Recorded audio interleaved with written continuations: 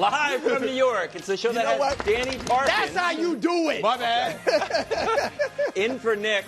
Brew's got a lot of enthusiasm, despite a rough night. I'm torn.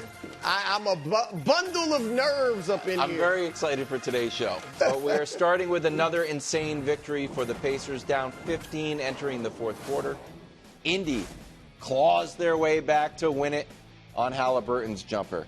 This guy's confidence is an all-time high, and deservedly so. Well, down, have you seen his dad? You know where he gets it from. Down 9 in the last 3 minutes in the playoffs since 1997. Overall, it has happened 10 out of 1,550 times. But in the NBA Finals, the only time last night, 1 in 97. Brew, your overall reaction to the shot? This run by Tyrese Haliburton is the greatest individual postseason clutch run that I've ever seen. And I would have to think it's the greatest ever. I mean, if you had a movie about this, you'd be like, yeah, too much. Please. Yeah. Especially the shot against the Knicks that went 9 feet in the air and then bounced back in. But here's the numbers. You had some numbers, Wiles. Here's the numbers of the field goals made to tie or take the lead last 5 seconds since 1997 when they start tracking. LeBron's got 8. He leads, but 292 games. Mm-hmm. He has 5. Reggie Miller was arguably the greatest clutch player that I've seen, arguably. And it took him 3 times the amount of games to get 5 that Haliburton has already done. And 4 of them are this postseason. So this guy's incredible. I like that a few things. One, Danny, he does it at every level. So against Milwaukee, it was a driving layup. Yep. Right? Against the Knicks, and last night, they were long twos, which everybody hates to shoot the long two or the mid-range, but that's what he did. Of course, Cleveland, it was a three-pointer. I like also that in this run, he's doing it against some of the most clutch players in the league. Damian Lillard. It's almost like he's like there's something symbolic about that. Jalen Brunson, who was rightly so clutch player of the year, but it's like he's saying, no, this is my turf. Like, I'm that guy. And last night, he wasn't even having a great game. Like, some might say it was a bad game. He had 12 points before he hit the last shot.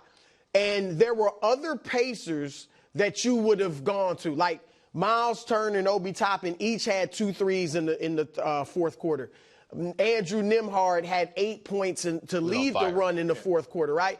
But at the end, even though Haliburton wasn't the guy leading the run, they knew and he knew I'm supposed to have the ball. Great move by Rick Carlisle, too, not to call timeout. So they couldn't set their defense. They probably would have had Dort on him, and it would have been a much tougher shot for him, even if he gets the shot against Dort. So smart move just to play it, and incredible moment. It's ridiculous, and there's probably now like a cottage industry around Tyrese Haliburton's stats. Yeah. Because you can just do whatever, and they're all historic, and they're amazing. And to your point, he ends a series against Giannis and the Bucks. Then he wins a game against a 1 seed in Cleveland. Yeah. Then they don't have home court advantage, and he does it against the Knicks and the clutch player, right? So he is the engine that drives the Pacers, and he does it in Game 1 as a huge underdog in the finals last night. Your stat was, with 5 seconds.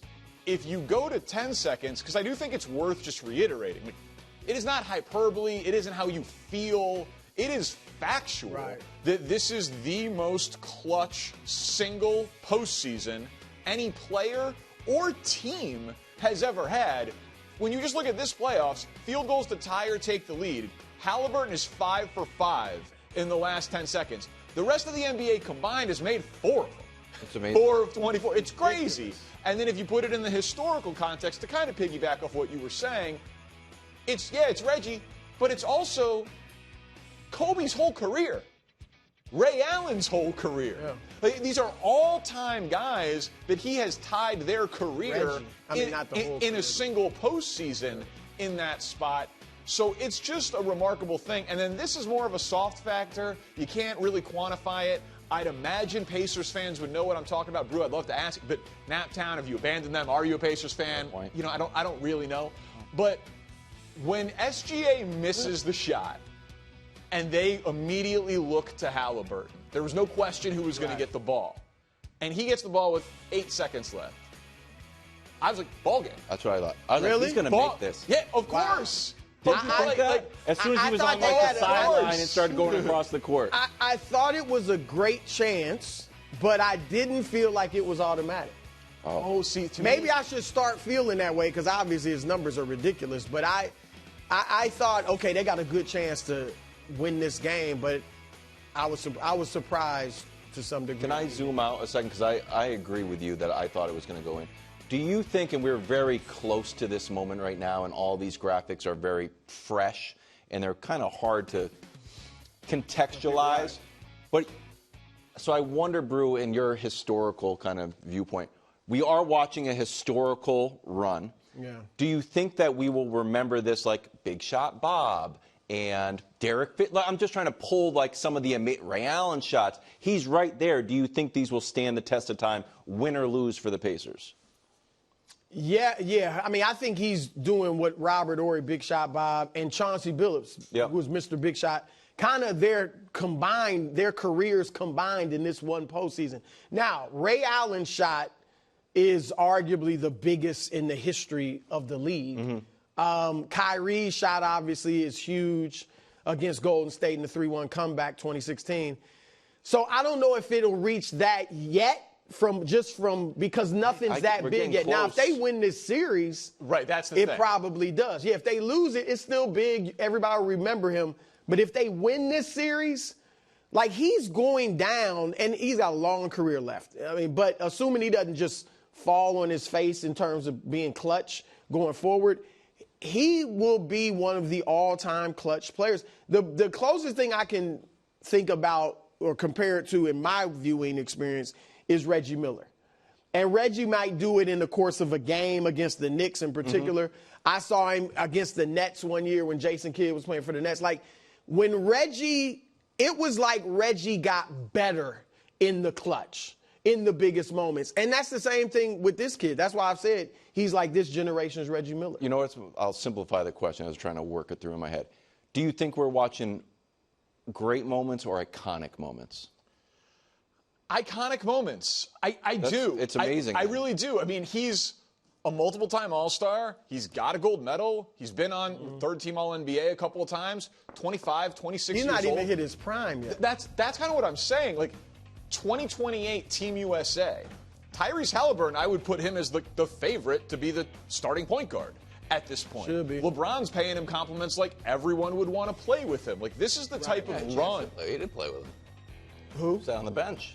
But he should. You looked askance when he said starting point guard on team. He should be starting point guard. Just the run from I can't get any run at all to starting point guard is an amazing turn of events. Obviously, if Steph, were there in 2028 and still playing well, it'd be him. But my point with Haliburton, and this gets off the clutch stuff, you can play a different way with him at the point. If he's at the point, now everybody's moving, everybody's getting touches and getting the ball. Yeah, if it's any other point guard for the most part, that's not the case. All right, on the other side of the ball is the Thunder, who lost despite SGA going for 38, and through another lens, blew a 15-point lead in the fourth quarter.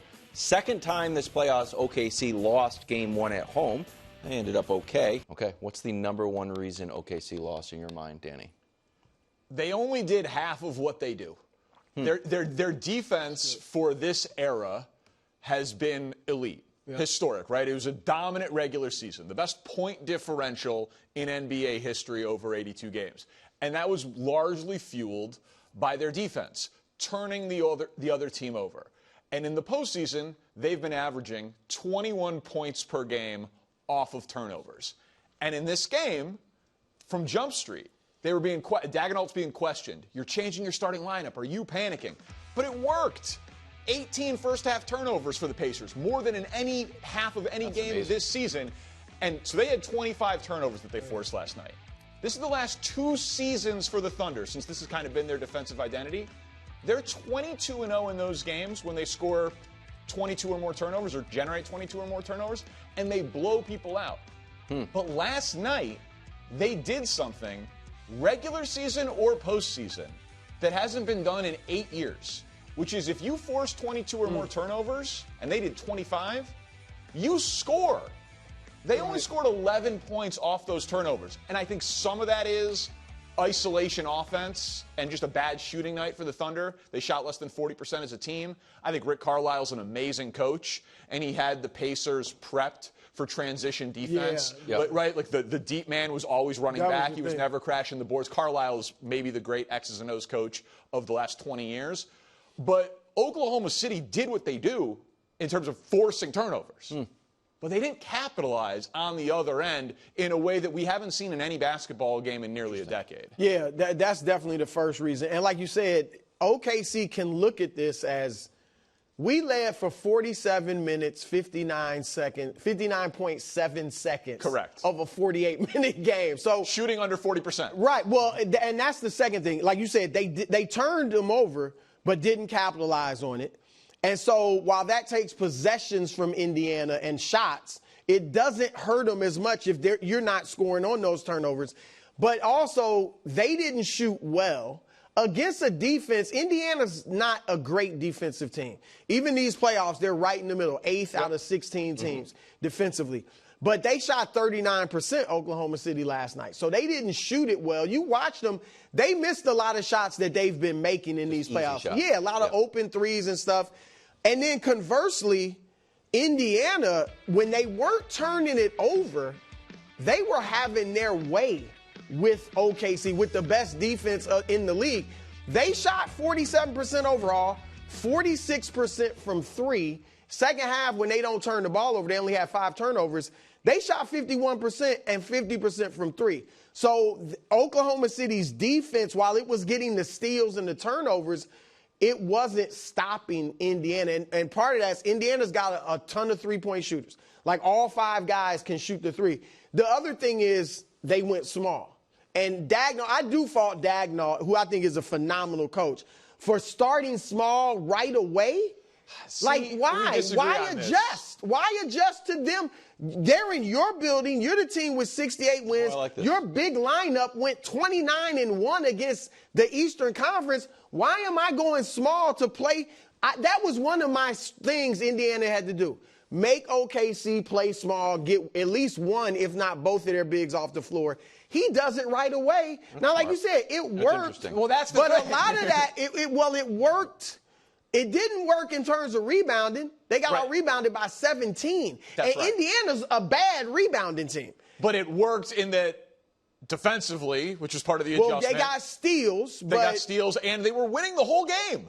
I mean, I see both sides. They were winning the whole game. And I just think, don't you think psychologically, though, you played into the Pacers' hands? When I walk out there and I see, oh, wow, they're adjusting to us already. We're supposed to be the underdogs, and y'all adjusting to us? That's what Richard Jefferson said on the broadcast. Perk said the same thing. Stink this morning on Breakfast Ball. Like, the athlete mindset was, we're in their heads, they're adjusting to us. Right. But I've also watched enough basketball, you have too. When Tibbs makes that lineup change in, Game 5, like, man, are you too late to this adjustment? How many times was Doc Rivers criticized for not making an adjustment? The series hadn't even started yet. Well, okay, why you scared? Those adjustments are made out of desperation. That's what the ex-athletes are saying. You're acting desperate. And we just showed up. Or you're acting smart and proactive because it worked. Now they're down 1-0. It didn't work. But not the rebounding. But the rebounding is big. The rebounding is big. It was big. Hartenstein played 17 minutes. He usually plays 23. Chet only played 23 minutes. He usually plays 29. So they got the big. They were hunting Chet too. Chet had a terrible game. So yeah, those bigs had started every postseason game together, and they played 0 minutes together last night. 0 minutes. I agree with Brew. I don't like. You're the number 1 seed. You're at home. You're dominant the whole year. To come in and be like, all right, how are we going to stop the 4-seeded Pacers, who are historic underdogs? I don't like it. Here's quickly, Dust. Can we throw up the Thunder Nuggets graphic? This is the last time they bounced back, right? So they did the bad fouling strategy, my take, in Game 1 against Denver. Ended up losing. by 2. Game 2, they won by 43 and shot 56%. SGA was pretty consistent, 33-34. So, Brew, just quick look ahead. Do you expect not this level of a bounce back, but they are favored by 11? What type of response do you think you're going to see from the Thunder? Well, one, they had better respond, and I think they will. I mean, I don't think a 43-point win, but I think they look really good and win. The interesting thing will be, does Daigneault go back to his normal starting lineup, or does he stick with this, with Hartenstein coming off the bench? Either way, I think OKC comes out and sends a little bit of a message. How about this? The Thunder haven't lost 4 of 7, which is obviously what it would take to lose the series, all year. I know. Their worst stretch is 4-4 back in November. They lose Game 6 to Denver. They win Game 7 by 32. Right. Like they bounce back. They're going to win. The Celtics have a lot of those same statistics. No, it's true. The Celtics' longest losing streak was 2 games. Right. So I was like, that's all I need to know. Turns out I was wrong. We said that we thought the Knicks were the team of destiny, but there's evidence it might be. Finally, we're closing the segment with this. Pacers. The emotion of Game 1. Kind of, sort of. Pacers watch party, going absolutely crazy, rooting hard for their hometown, which was something that should have also rung true for us. Brew, you betrayed the Pacers despite yelling Naptown several times last week. Here was your tweet at 11:08 p.m. Got to be honest. I want to scream Naptown, but I don't deserve it. Wow. Just wow. That's at least self-aware. You don't deserve it. Brew, do you regret betraying the Pacers? Well, first of all, betray is the wrong word. I'm rooting for Naptown. I gave them the blueprint last week to win this series. But it hurt. Last night I felt happy because they obviously won the game. Yes. And I said I'm rooting for them. And sad because I hadn't picked them and couldn't celebrate full throttle all at once. Happy and sad all at once. And I'm telling you, we alluded to it earlier. It wouldn't be the first time somebody switched their pick in the middle of the finals. Nick Wright, the great Nick Wright, did that a few years ago. Regrets it to this day. You're his best friend, you know. Oh, yeah. He likes to talk about take integrity. Yeah, exactly. Exactly. I do not feel comfortable changing my pick once the series has started. Okay, well, then you can't be yelling Naptown anymore. Well, but I said I was rooting for Naptown. Yeah, we're in a tough spot. I'm rooting for Naptown. So like I said, I was happy, but yeah, look, I still feel like OKC is going to win the series, but I don't feel it as strongly as I did going into this thing. Well, yeah. And so, yeah. Okay. See, I root for my takes. I like being right. Well, I do too. That's why it's tough. Being right. I don't know that I can do this Nick thing where he picked one team and roots for the other. I don't know that I can shameful. do that. I've got one that. final thing that maybe, Dusty, don't put up the tweet yet. You've had one consistent take all throughout this playoffs, really all throughout the season, to be honest with you. It's that the Thunder are too young and too inexperienced. Oh, wow. Okay. I'm just trying to offer you, what do they say in the art of war, a golden bridge to retreat. So here we go. Okay. That was your take. That was. And then you were like, well, the Pacers don't have any real finals They both been to the playoffs 2 years. Siakam has been in the finals. Yeah, and they're a year older. But Rick Carlisle, this is his 6th finals as a player, assistant, and head coach. And when we were looking at things to draw upon, here was a tweet from Tim McMahon that I thought would pique your interest, Brew. The Pacers rallied from a 15-point deficit to win game 1.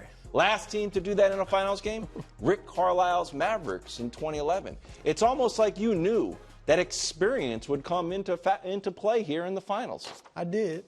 But see, what you're doing right now is actually brilliant and savvy. Putting it out there. Because then whenever it ends, you could be right. You were right. Well, I was rooting. I'm rooting hard for the. You know what? Not yet.